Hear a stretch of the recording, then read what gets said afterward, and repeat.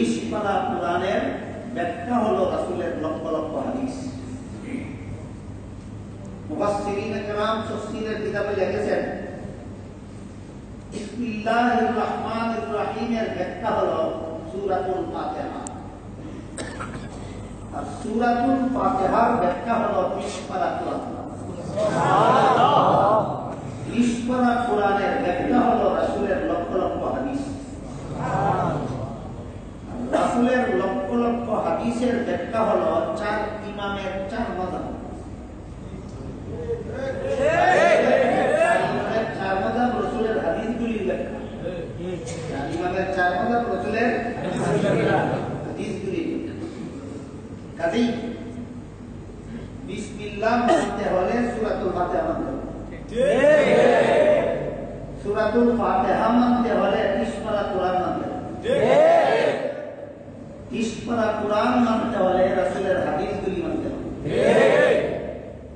রাসূলের হাদিস মানতে হলে মাযহাব। মাযহাব না মানা পর্যন্ত হাদিস মানার কোনো পথ নাই, কোরআন মানার কোনো পথ নাই। এই দুইটা কথার দুইটা উদাহরণ দিচ্ছি। আমি আশা করি আপনারা সবাই জানেন এবং বিশ্বাস করেন যে মুহাম্মদুর রাসূলুল্লাহ সাল্লাল্লাহু আলাইহি ওয়াসাল্লাম মেরাজের রাতে সশরীরে 7 আসমানের উপর জান্নাত জাহান্নাম পরিদর্শনে গিয়েছিলেন এবং আল্লাহর সাথে কথাবার্তা বলেছিলেন।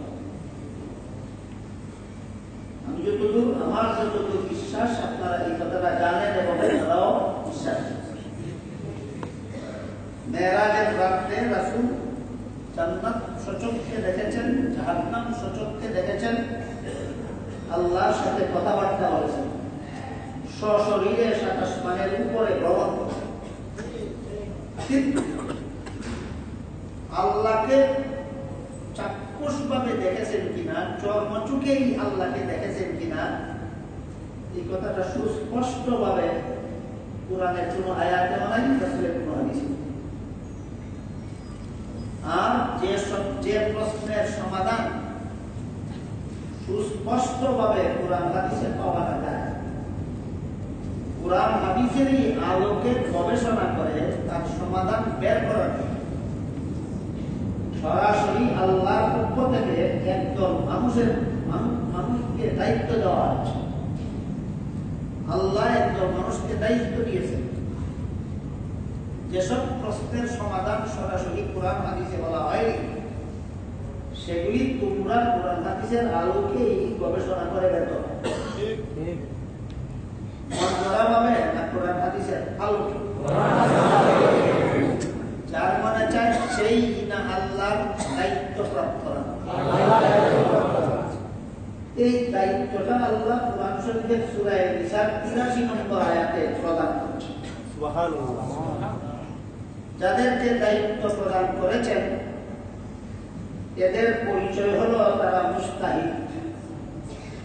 এদের পরিচয় হলো তারা মুস্তাহিদ। মুস্তাহিদগণ গবেষণার মাধ্যমে, কোরআন হাদিসের আলোকে গবেষণার মাধ্যমে বের করে। তাদের গবেষণার নাম ইজতিহাদ। তাদের গবেষণার নাম ইজতিহাদ। তাদের গবেষণার নীতির নাম কিয়াস। নীতিভ্রষ্ট গবেষণা হবে না, গবেষণার জন্য নীতি থাকতে হবে। নীতি যার নাম কিয়াস।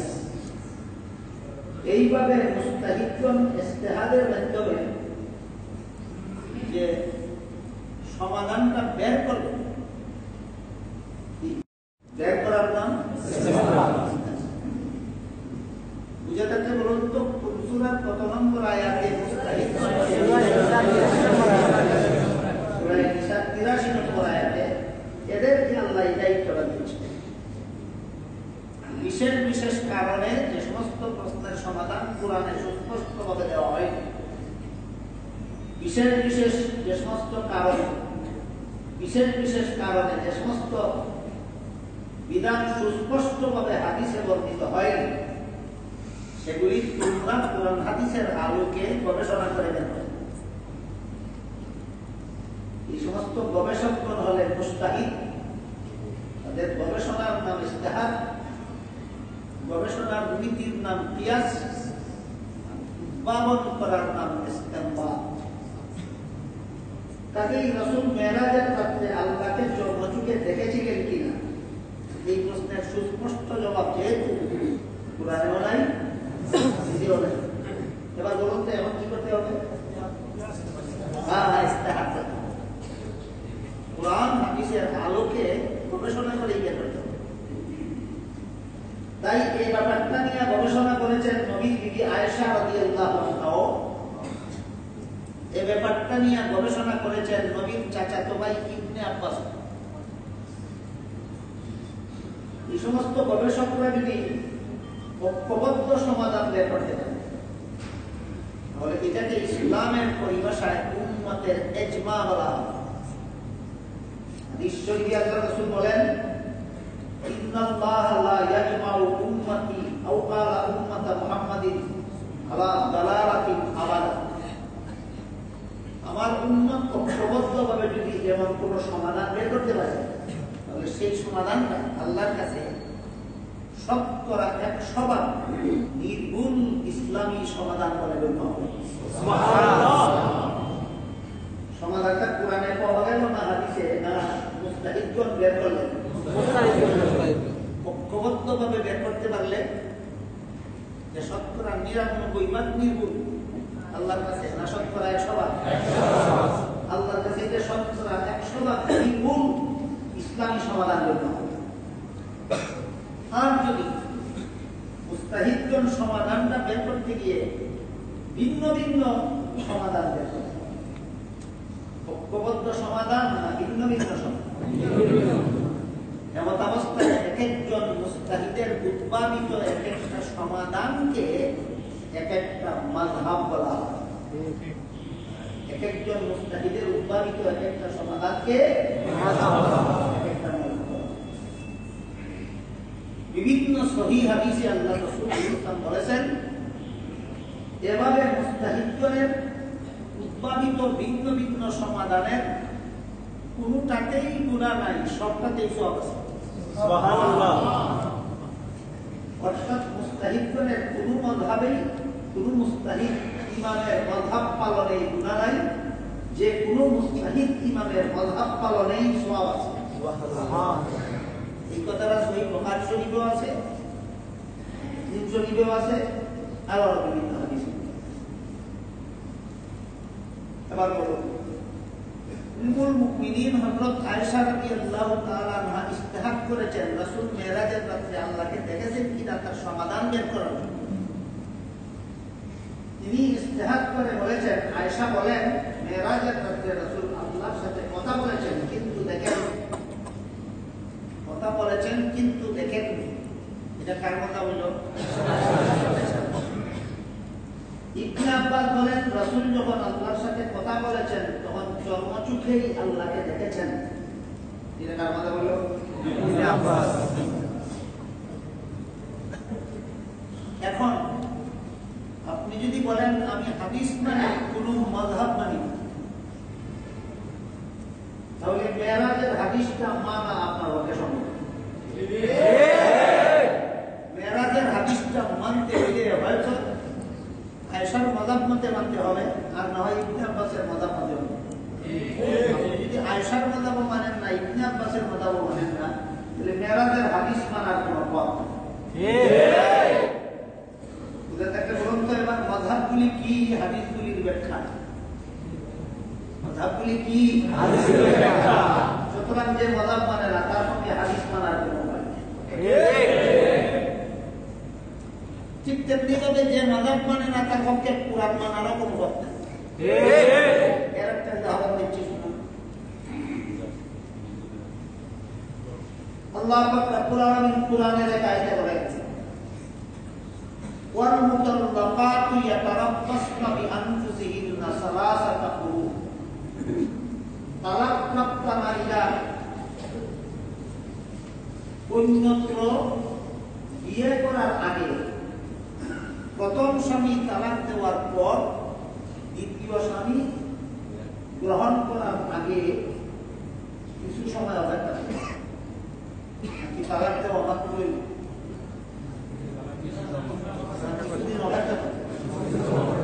কতদিন অপেক্ষা করবে এর বিবরণে আল্লাহ বলেন সালাসাতা পুরুষ। সালাসা শব্দের অর্থ হইল তিন। পুরুষ শব্দটার উল্টা পাল্টা দুটি অর্থ। মেয়েদের মাসিক ঋতুস্রাবকালীন সময়কেও কোরআনের ভাষায় পুরু বলা হয়। মেয়েদের ঋতুস্রাব মুক্ত পবিত্র থাকাকালীন সময়কেও কোরআনের ভাষায় পুরু বলা হয়। সালাসা শব্দের অর্থ সুনির্দিষ্ট তিন, কিন্তু পুরুষ শব্দের অর্থ উল্টা পাল্টা দুইটা। মাসিক ঋতুস্রাবের সময়কেও কোরআনের ভাষায় পুরু বলে, পবিত্রতা থাকালীন সময়কেও কোরআনের ভাষায়। আল্লাহ বলেন তিন পুরু সময় অপেক্ষা। ইমাম আবু হানিফা বলেন এখানে যদি পুরু শব্দটাকে ঋতুস্রাব অর্থে ধরা হয় তাহলে এটা দ্বিতীয় স্বামী গ্রহণ করার অনেক সুযোগ সুবিধা হয়। যেহেতু শব্দের অর্থের মধ্যে এটাও আছে, কাজে আমরা এই মেয়েটা দ্বিতীয় স্বামী গ্রহণ করার সুযোগ সুবিধার স্বার্থের দিকে লক্ষ্য করে আমরা এখানে পুরু শব্দের অর্থ ঋতুস্রাব গণ্য করি। সুতরাং ঋতুস্রাব গণ্য করাটা হল হানাফি মাযহাব। এখানে পুরু শব্দের অর্থ ঋতুস্রাব গণ্য করাটা হল হানাফি। ইমাম শাফিঈ রাহমাতুল্লাহ আলাইহি বলেন আমরা পবিত্র সময়টা গণ্য করি। মেয়েদের পবিত্রতা থাকাকালীন সময়টা হলো পুরু, কারণ কোরআনের শব্দ পুরু সেই অর্থ তো আছে।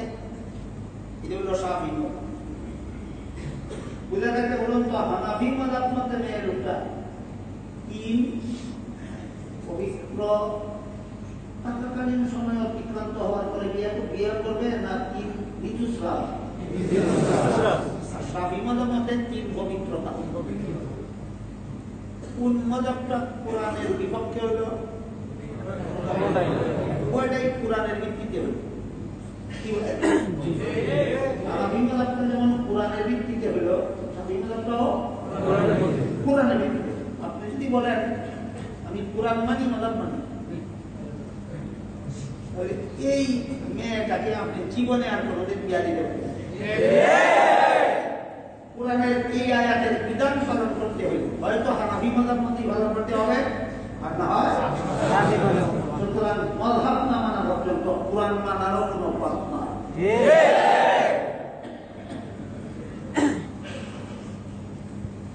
কোরআন মানার একমাত্র পথ মাযহাব মানা, হাদিস মানার একমাত্র পথ।